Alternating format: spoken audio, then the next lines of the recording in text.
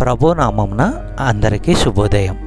ఈరోజు దేవుని వాగ్దానం ఏమనగా, కీర్తనలు 119వ అధ్యాయము 151వ వచనము.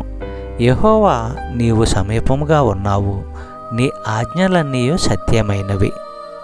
సహోదరి సహోదరులారా, యెహోవా చేరువగా ఉంటే ఆయన తన సేవకులను కాపాడుతాడు.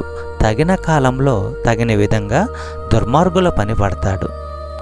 విరిగిన హృదయం గలవారికి యెహోవా ఆసన్నుడు, నలిగిన మనసు గలవారిని ఆయన రక్షించును.